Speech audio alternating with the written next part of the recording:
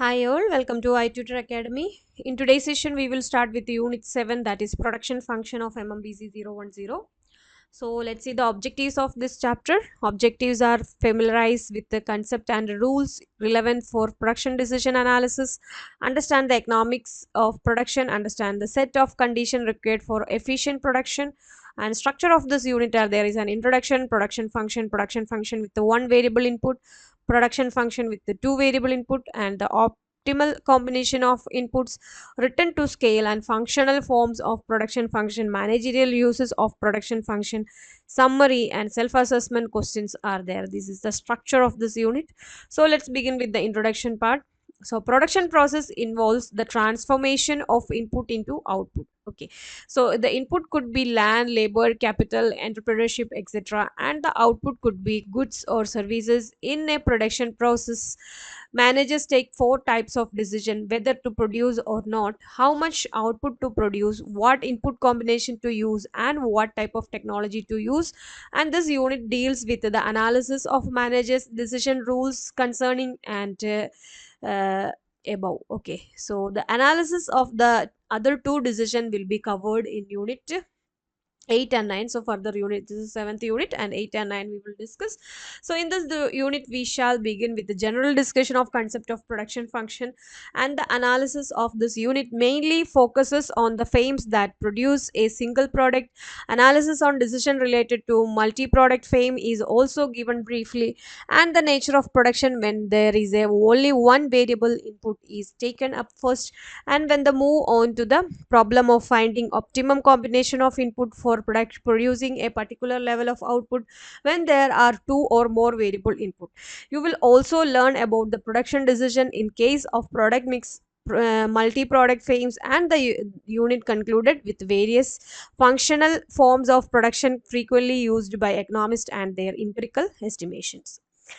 And next section is production function. So what is function? So suppose we want to produce apple, we need land, seedling, fertilizer, water, labor, and some machinery, and these are called input or factors of production, and the output is apples. In general, a given output can be produced with a different combination of input.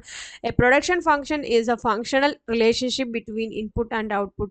It shows the maximum output which can be obtained for a given combination of inputs. It expresses the technological relationship between input and output of a product. And in general, we can represent the production function for a frame as, so this is the equation where q is maximum quantity of output, and are the this is x1, x2, and x numbers, n is number. Okay, and are the quantities of various input, and f stands for functional relationship between input and output. For the sake of clarity, let us restrict our attention to only one product produced using either one input or two input.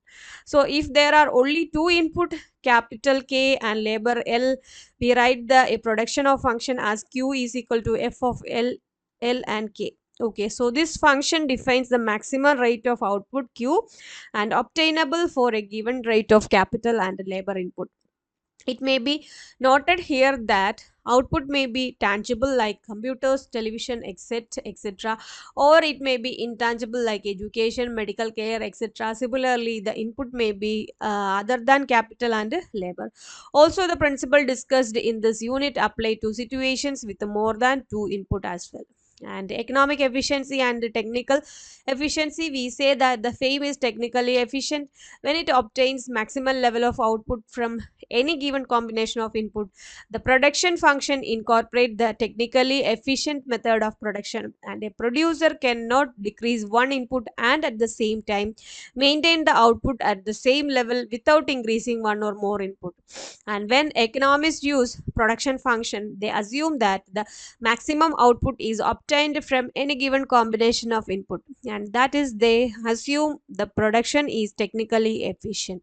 On the other hand, we say a frame is economically efficient when it produces a given amount of output at the lowest possible cost for a combination of input, provided that the prices of input are given. And therefore, when only input combination are given, we deal with the problem of technical efficiency, that is how to produce maximum output. On the other hand, when input prices are also given in addition to combination of input, we deal with the problem of economic efficiency, that is how to produce a given amount of output at the lowest possible cost. And one has to be careful while interpreting whether a production process is efficient or inefficient. Certainly a production process can be called efficient if another process produces the same level of output using one or more input, other things remaining constant. And however, if a production process uses less of some input and more of others, and the economically efficient method of producing a given level of output depends on the prices of input. Even when two production processes are technically efficient, one's process may be economically efficient under one set of input prices, while the other production process may be economically efficient at other input prices. So this here is an example, please go through it. And next is short run and long run. So what is short run and long run? All input can be divided into two categories. One is fixed input and one is variable input. A fixed input is one whose quantity cannot be varied during the time under consideration. The time period will vary depending on the circumstances. Although any input may be varied no matter how short the time interval, the cost involved in augmenting the amount of certain input is enormous. So as to make quick variations impractical, such a input are classified as fixed and include plant and equipment of the same. And on the other hand, a variable input is one whose amount can be changed during the relevant period. And for example, in the construction business, the number of workers can be increased or decreased on short notice. And many builders fame employee work on daily wages basis, and frequent changes in the number of workers is made depending upon the need. And whether or not an input is fixed or variable depends upon the time period involved. The longer the length of the time period under consideration, the more likely it is that the input will be variable and not fixed. And economists find it convenient to distinguish between the short run and the long run. And the short run is defined to be that period of time when some of the firm's input are fixed, since it is most difficult to change plant and equipment among all inputs. And the short run is generally accepted as the time interval over which the firm's plant and equipment remain fixed. And the production process of fame generally permit a variation in the proportion in which the input are used, and in the long run input proportion can be varied considerably. And for example, Maruti Udyog Limited, an automobile die, can be made on conventional machines tool with more labor and less expensive equipment, or it can be made on numerically controlled machines tools with less labor and more expensive equipment. Okay, so activities based on this section is here, please try to do it, it will more clear for you. Okay, and next section is 7.3, that is production function with the one variable input. So consider the simplest two input production process, where one input with a fixed quantity and the other input with a variable quantity. Suppose that the fixed input is the service of machine tool, the variable input is labor, and the output is metal part. And the production function in this case can be represented as like this: Q is equal to Fk. Here Q is input of metal part, and K is service of 5 machine tools, and the L is labor. The variable input can be combined with the fixed input to produce different level of output.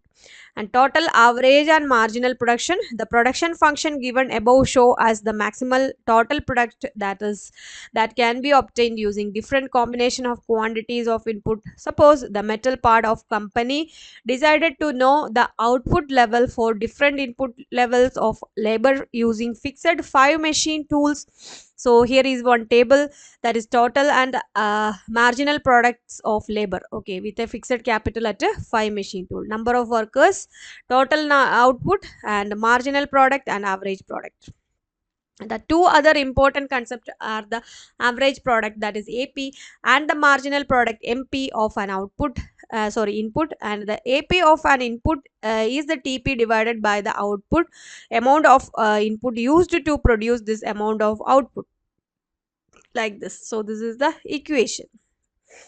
So based on table, here equations are here, so please try go through your IGNOU study material, it will more clear. Okay, so here is relationship between TP, MP, AP curve and the three stages of production is here.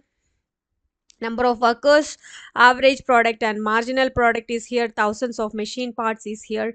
So that is the graphical representation. Please go through it. Next is relationship between TP, MP and AP curve. What is the relationship with the example 7.1? So here is the relationship between TP, MP and AP curves. So please go through it one by one. And next is the law of diminishing marginal return. So the slope of MP curve, figure 7.1. So please refer figure 7.1 based on this is the explanation here. Illustrate an important principle, the law of diminishing marginal return. As the number of unit, the variable input increase, the other input held constant, that is fixed, there exists a point beyond which the MP of the variable input decline. So 7.1 illustrates this law and observe that MP was increasing up to the additional fourth worker, that is input. Beyond this, the MP decrease. So what this law says is that MP may rise or stay constant for some time, but as we keep increasing the unit of variable input, MP should start falling. So it may keep falling and turn negative, or may stay positive all the time. So consider another example for clarity. So here is one example, single application of fertilizers. So please go through it, so it will more clear. Okay, so three things should be noted concerning the law of diminishing marginal returns are: this law is a empirical generalization, not a deduction from physical or biological law. So it is assumed that technology remains fixed.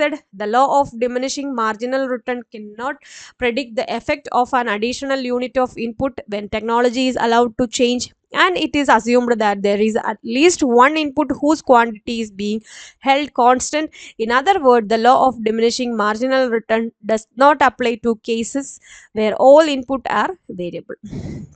The stages of production is here, stage 1, 2, 3 are here. Okay, so these results are illustrated in figure 7.1. Hope you remember the above pages. Now profit maximizing producers would produce in stage 1, 2, so stage 3, and in this stage 1, by adding one more unit of labor, the producers can increase an AP of all unit, and thus it would be unwise on the part of the producers to stop the production in this stage.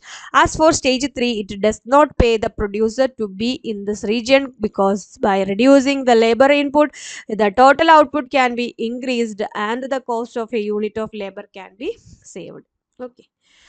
An economically meaningful range is given by stage 2, and figure 7.1 at the point of inflection, and we saw earlier that MP is maximized at point Y. Since AP is maximized, we have AP is equal to MP. At point is that TP reaches a maximum, thus MP is equal to 0 at this point.